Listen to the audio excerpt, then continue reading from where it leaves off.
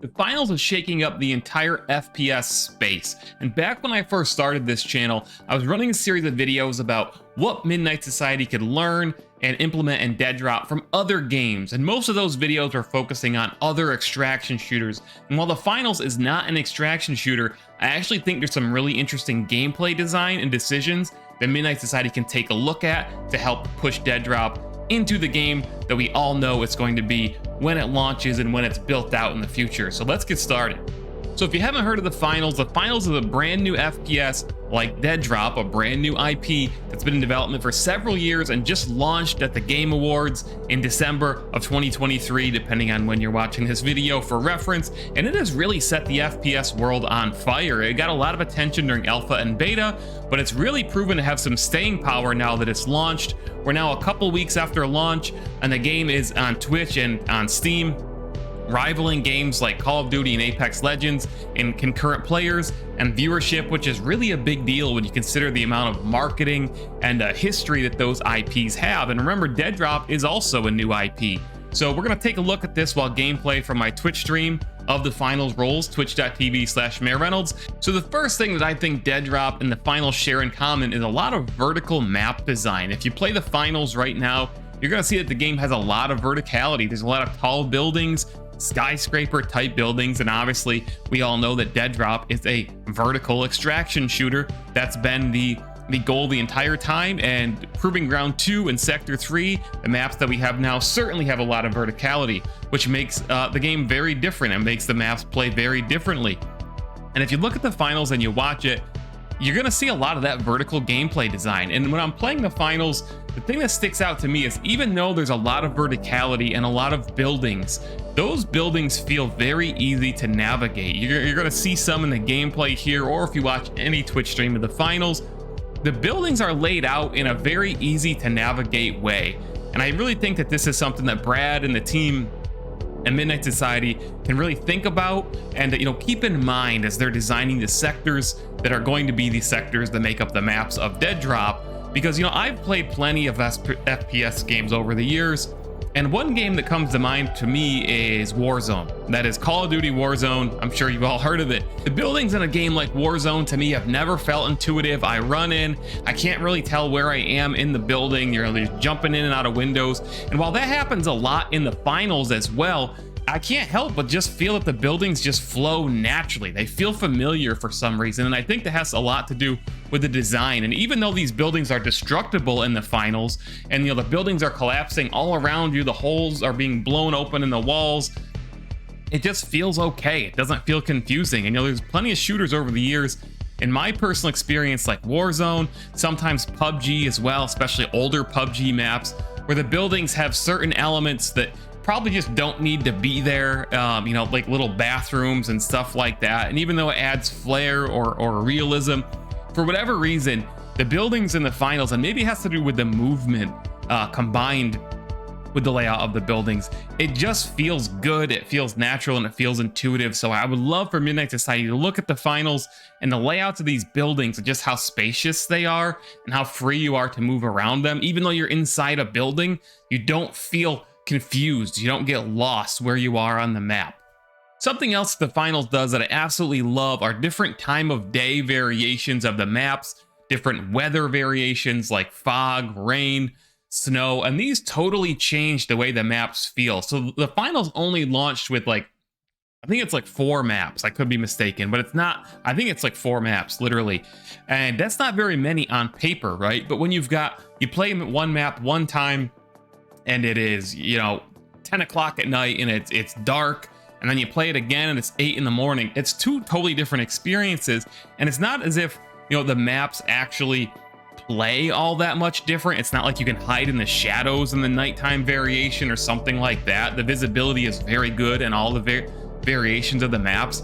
I just think that Midnight Society could really open up a lot of interesting variations by doing not day-night cycles, as in the lighting changes while you're in on the map.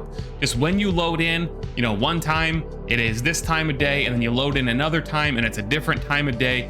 I think that's really cool, and I think it gives a lot of value to the maps, and it helps them. I think I'm imagining for myself on the development team, it helps them focus on creating just a few really great maps that feel different, but they didn't have to design, you know, 10 different maps for a launch. But all these maps do feel different because of the time of day, the weather events. You know, one time it's raining, the next time it's foggy, the next time it's clear. It's just cool. I'm not obviously an engineer.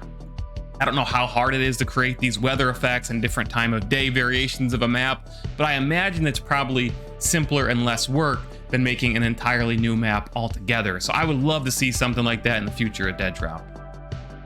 Another really cool thing that the finals has, again, adding to this theme of different variations on the same map and same match and so on, are like in-game events or in-match events. So you might be playing on one map, and one day on one match you get meteor showers, right? And all of a sudden there's meteors smashing down on the map. And then the next time you play it, and this is a little funky, obviously, it's a different game, different universe, but there's an alien invasion.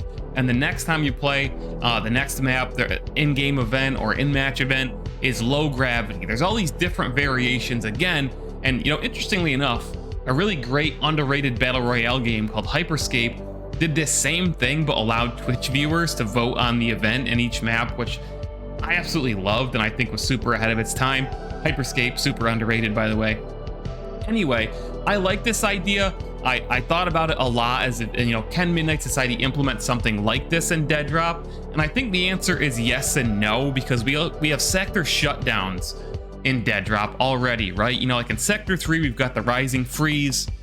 There's a lot of other speculation about what the other sectors' shutdown mechanics are going to be. You know, we've all got all sorts of ideas, from gas to floods to fire. Who knows, right? But I think what you could definitely do, thinking about sector shutdowns and what the finals does and so on, is create different variations within the same sector even. Maybe do something so some sectors don't only have one sector shutdown mechanic. Make it so some of them do have more than one, and you're not sure which one it's gonna be. So maybe on one map, let's just say Sector 5, okay? Let's say the sector shutdown mechanic is fire or molten lava or molten metal, whatever. You know, I don't think every sector shutdown mechanic should move from the bottom up. That makes predicting the match pretty easy. You're gonna need to be at the top at every single match, right, by the end. And while that's not bad, how interesting would it be if one time, you know, the sector shutdown mechanic does move from the bottom to the top, forcing players up, but then some other time, same map, same sector, you know, it moves from the top down and forces players down, or it moves from the left to the right and forces players to this part of the map. I think adding some variations like that could be really cool.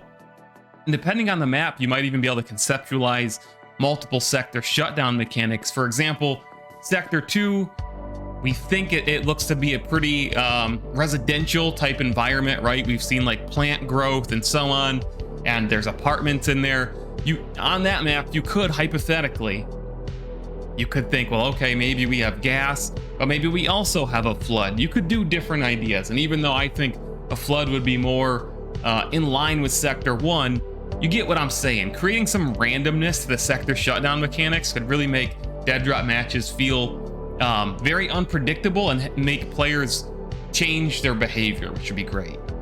And we all know that Dr. Disrespect loves the red zone in PUBG, so how great would it be to see something like that, some random unpredictable element implemented in Deadrop, because we all want to see Doc flip out like he does about the red zone in PUBG in Deadrop, right? Well, maybe not quite the same, but you get what I'm saying. I'm not going to get too deep into this one, but the finals obviously introduces various forms of traversal of its own as well. They have everything from jump pads to creating your own zip line, kind of like a Pathfinder ult in Apex Legends, things of that nature. And when we talk about gadgets and Deadrop, you know, grappling hooks, I certainly think some of these ideas could apply to Deadrop. I'm not sure which ones. You don't want ones that totally break the game or are overpowered. You do want people to traverse the maps in ways that make sense for the most part. And speaking of movement and level design, there's some really interesting things that I see in the finals that we don't yet have in Deadrop that I think would make a lot of sense. One of those things is just the vertical zip lines. You know, right now, the zip lines in Deadrop, in the 2 maps that we have at least, are all pretty horizontal or diagonal, and there are zip lines in the finals which just go straight up. And you know, one thing that we have in Deadrop right now is we have a lot of ladders and long ladders, which create some interesting risk reward. You know, can I take this ladder? Am I going to get sniped off this ladder? Those kinds of things. But changing things up with some vertical zip lines would alter some alternatives, some quicker ways of traversal, and just a change of pace for climbing as well, which I think would be very interesting. That's it for this video, guys. Let me know what you think of the finals and what Midnight Society and Deadrop can pull from the finals. We all know not every idea that everybody comes up with is an original thought, right? But that doesn't mean that you should be scared to let other good ideas influence your own and help your own evolve and get better. So the finals, I think, is a great example of a game that knows what it is, and it doubled down on its ideas, polished it really well, and that it's seeing success. So I think that's great, especially, again, things along the vertical level design and kind of making variations of their own maps, I think are certainly things that Midnight Society could replicate with Deadrop, and I would love to see. So let me know what you think, guys. Make sure you subscribe to the channel if you want more Deadrop content. Come join me on Twitch and like the video if you made it this far, because obviously you listened to the whole thing. You must have liked something about it. So thanks to everybody for watching. We'll see you in the next video. And here's a word from one of our sponsors and a little bit about one of the ways you can help support the channel. Thanks a lot. Mayor Reynolds out. This video is sponsored by G Fuel Energy, a sugar-free energy drink available in both powdered and canned form, and you can get 20% off using code MAYOR at discount. That's just MAYOR, M-A-Y-O-R. Right in checkout, it's going to get you 20% off. There's a ton of good flavors, including this new Cyberpunk 2077 Phantom Liberty flavor. If you need a competitive edge, guys, something to keep you up on those late nights, or just get you hyped for whatever the latest release is, look no further than G Fuel Energy and use code MAYOR to get a discount on your order and support my content and channel at the same time.